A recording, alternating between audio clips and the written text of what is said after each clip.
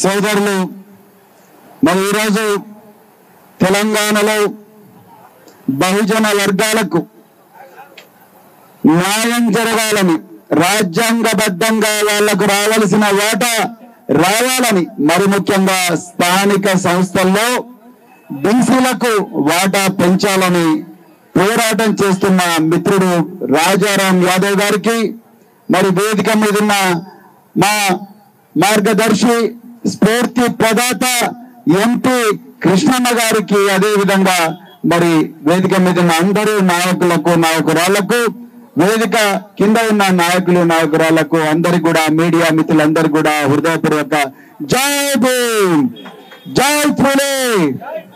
మిత్రులారా, మరి ఈరోజు ఒక పత్రికలో ఒక న్యూస్ వచ్చింది.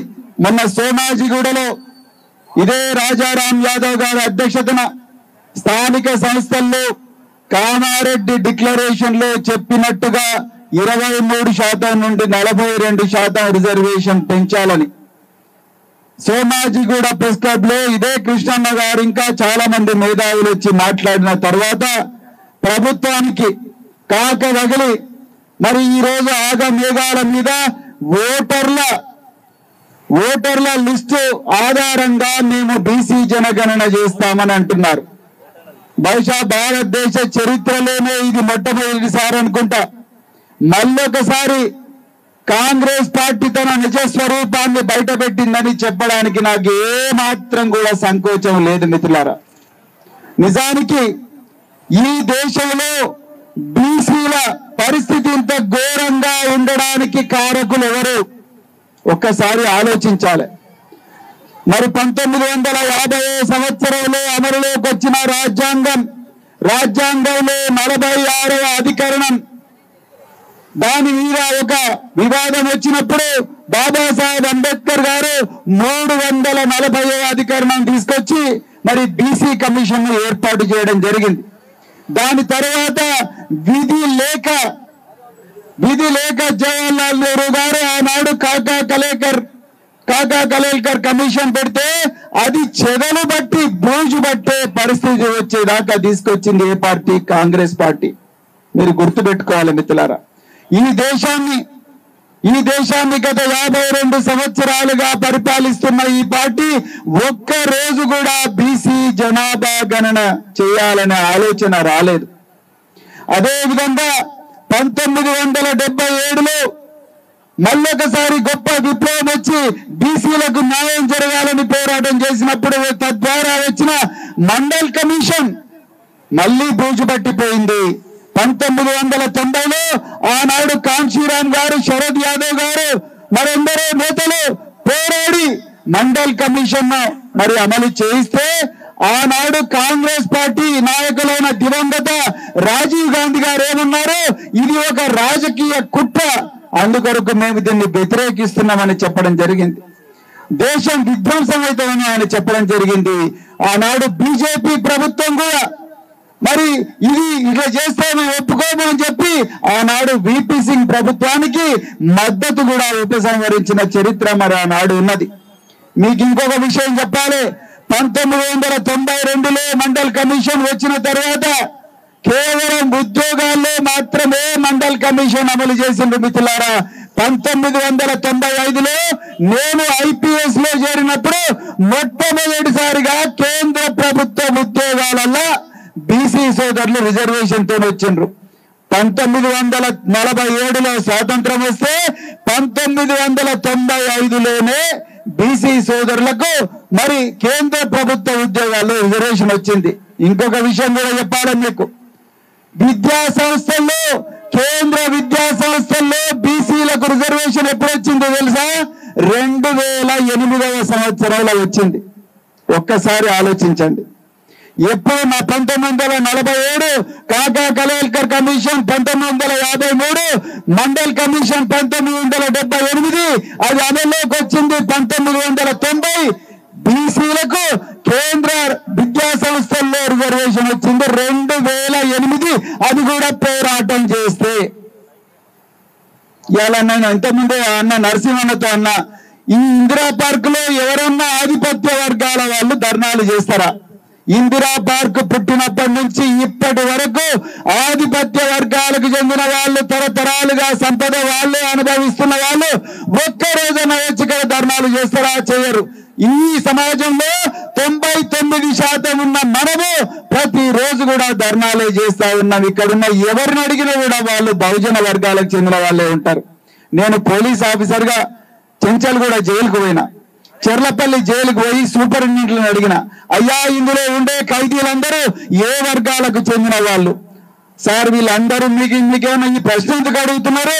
వీళ్ళందరూ కూడా ఎస్సీలు, ఎస్టీలు, బీసీలు, మత మైనారిటీలు ఉంటారు సార్, వేరే వాళ్ళు ఎవరు ఉంటారు? అగ్రవర్ణాల్లో పేదలు ఒకరిద్దరు ఉంటారు. మరి ధనవంతులు ఎప్పుడు జైలుకు పోరా అంటే, జైలుకు పోయిన వెంటనే వాళ్ళకు గుండెపోటు వస్తుంది. గుండెపోటు వచ్చిన వెంటనే గవర్నమెంట్ హాస్పిటల్కి పోతారు. అక్కడ ఏసీ రూముల్లో వాళ్ళకు వైద్యం చేస్తారు. దాని మీద ఒక పోలీస్ కానిస్టేబుల్ పెట్టి ఎయిర్ కండిషన్డ్ జైల్లో వాళ్ళని కూర్చోబెడతారు. పేదవాళ్ళందరూ ఇక్కడ కూర్చుంటారు. ఇలా ఒక అన్న చెప్పిండు, కేంద్ర ప్రభుత్వంలో సుప్రీంకోర్టు జడ్జిమెంట్ 50% కన్నా రిజర్వేషన్లు ఉండకూడదు కాబట్టి కామారెడ్డి డిక్లరేషన్ అమలు కావడం కష్టం అన్నారు. నేను ఇప్పుడు ప్రశ్న అడుగుతున్నా, ఈ రోజు ఆ జడ్జిమెంట్ ఇచ్చిన సుప్రీంకోర్టులో ఎంతమంది బీసీలు ఉన్నారు? మీరు ఒక్కసారి ఆలోచించండి, ఎంతమంది బీసీలు ఉన్నారు? 100కు ఈ రోజు కూడా even today we have only 79% of the judges are from upper caste. అంటే 100కు 79 మంది ఇప్పటికి కూడా అగ్రవర్ణాలకు చెందిన వాళ్ళే జడ్జిలు ఉన్నప్పుడు బీసీలకు సానుకూలంగా ఏ విధంగా జడ్జిమెంట్ వస్తుందో మనం ఆలోచించినమా ఒక్కసారన్నా? మనం ఎప్పుడన్నా అడిగినామా ఎందుకు మా వర్గాలు లేరని అడిగినామా? మీరు కాన్షీరామ్ గారు 1982లో పార్లమెంటులో డేటా తీస్తే 525 మంది ఎంపీలకు కేవలం 8 మంది మాత్రమే ఓబీసీలకు చెందిన వాళ్ళు ఉన్నారు.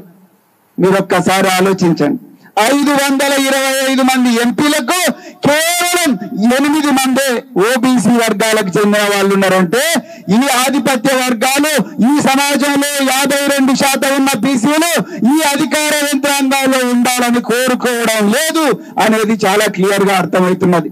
మరి ఇలాంటి పాపాల చరిత్ర ఉన్న ఈ పార్టీ రేపు మరి కామారెడ్డి డిక్లరేషన్ అని 6 గ్యారంటీల గారడి లాగానే కామారెడ్డి డిక్లరేషన్ అని మన ఓట్ల కోసం డిక్లరేషన్ ఇచ్చి 42% ఇస్తామన్నారు. మరి ఎందుకు ఇవ్వలేదు? నేను ఇలా రేవంత్ రెడ్డి గారిని ఓపెన్ గా అడుగుతున్నా, అయ్యా రేవంత్ రెడ్డి గారు, మీరు డిసెంబర్ 9వ తారీఖు నాడు ప్రమాణ స్వీకారం చేసిండ్రు, పదవి స్వీకార ప్రమాణం చేసిండ్రు. మీరు మార్చి 16వ తారీఖు వరకు కూడా ఎలక్షన్ కోడ్ రాలేదు. డిసెంబర్ 9 నుంచి మార్చి 16వ తారీఖు వరకు కూడా ఎలక్షన్ కోడ్ రాలేదంటే దాదాపుగా 3 నెలలు మీ చేతిలో ఉన్నాయి. అంటే 90 రోజులు. 90 రోజుల్లో మీకు ఏ రూల్ అడ్డం వచ్చింది, ఏ చట్టం అడ్డం వచ్చింది? స్థానిక సంస్థల్లో 42% రిజర్వేషన్ పెట్టడానికి ఏమీ అడ్డం రాలే. ఎవరు అడ్డం చెప్పలే, ఎలక్షన్ కోడ్ అడ్డం చెప్పలే. ఎలక్షన్ కోడ్ ఈ రోజు జూన్ 6వ తారీఖు నాడు అయిపోయింది. జూన్ 6వ తారీఖు నుంచి జూన్ 15వ తారీఖు నాడు 9 రోజుల్లో ఒక్కరోజు అన్నా మరి స్థానిక సంస్థల ఎలక్షన్ల గురించి మీరు మాట్లాడిందా? బీసీ కమిషన్ కి ఇవ్వాల్సిన బడ్జెట్ గురించి మాట్లాడిందా? అదే విధంగా ప్రొఫెసర్ అయినకొండ తిరుమలి ఏదైతే 15-16 ప్రశ్నలు ఏదైతే ఇచ్చిందో బీసీబీ జనాభా గణన గురించి, దాని గురించి మాట్లాడడానికి ఇవి పెట్టిందా? ఇవన్నీ పెట్టకుండా దొడ్డిదారుణ ఇవాళ ఆంధ్రజ్యోతిలో ఒక పత్రికలో, ఆంధ్రజ్యోతి పత్రికలో ఒక లీక్ చేసిండు, ఓటర్ల లిస్టు ఆధారంగా జనాభా గణన చేస్తాం. మెడ మీద తలకాయ నాడు ఎప్పుడైనా చెప్తాడు, ఓటర్ లిస్టులో కులం రాయబడదు, కులం ఉండదు. ఊరుంటది, పేరుంటది, తండ్రి పేరు, భర్త పేరు, భార్య పేరు ఉంటది, వయసు ఉంటది, అడ్రస్ ఉంటది, కులం అక్కడ ఉండదు. నువ్వు అది పెట్టుకొని ఏ విధంగా చేస్తావు?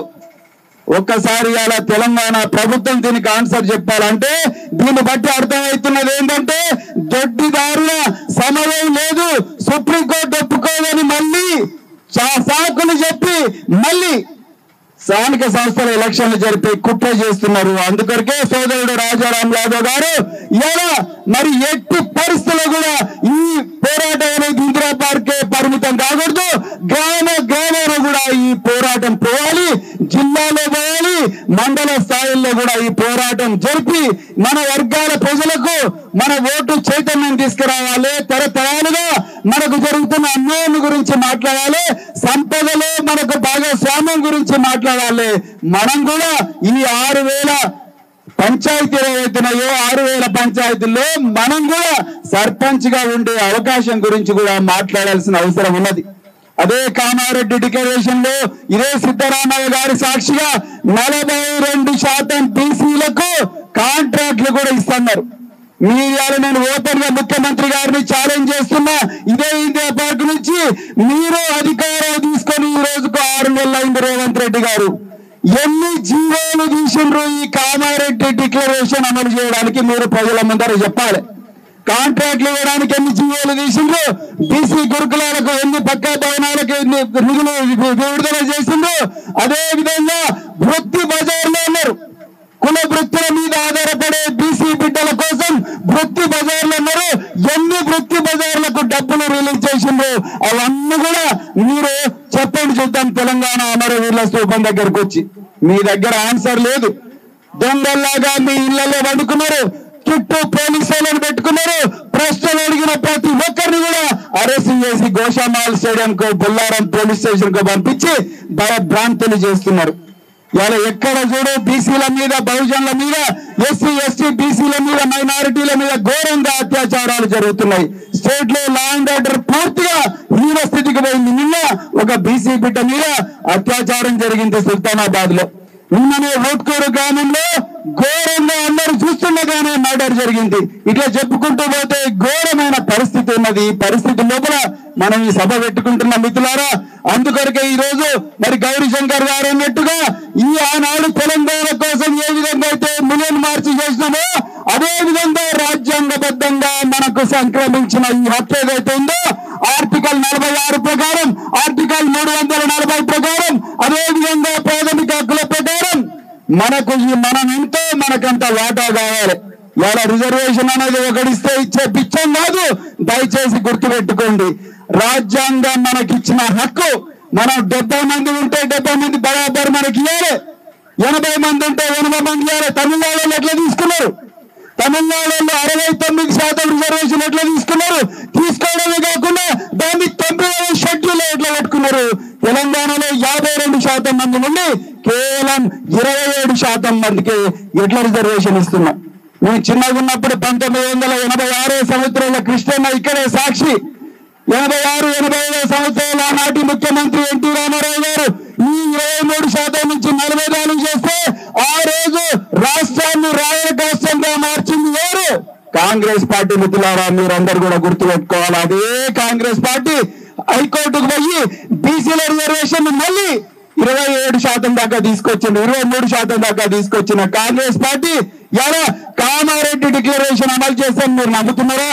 నేనైతే నమ్మతలేను మిత్రులారా. కానీ వాళ్ళందరూ మెడబట్టి గలబట్టి ఈ కామారెడ్డి డిక్లరేషన్ అమలు చేయించాల్సిన బాధ్యత ప్రతి బహుజన బిడ్డ మీద ఉందని చెప్తూ మరి చక్కటి అవకాశం, ఇంకా చక్కటి సభ జరిపినందుకు రాజారాం యాదవ్ గారికి మరొక్కసారి ధన్యవాదాలు తెలుపుతూ, అదే విధంగా ఈ పోరాటం ఇంతటితో ఆగకూడదు. ఈ చైతన్యం ప్రతి గ్రామంలో, కోదాడ నుంచి తాండూరు దాకా, అదే విధంగా ఆదిలాబాద్ నుంచి అలంపూర్ దాకా ప్రతి చోట కూడా ఇలాంటి చైతన్యం రావాలని చెప్పి కోరుకుంటూ మరొక్కసారి మీరందరూ ఇక్కడికి వచ్చినందుకు, ఆకలైతున్నా కూడా ఇంతటి ఎండలో కూడా, ఇంతటి కష్టమైన పరిస్థితుల్లో కూడా మన ఆత్మగౌరవం కోసం, రాజ్యాంగం మనకిచ్చిన హక్కుల కోసం మీరందరూ ఇక్కడికి వచ్చినందుకు మీకు మరొక్కసారి ధన్యవాదాలు చెప్తూ జై భీమ్.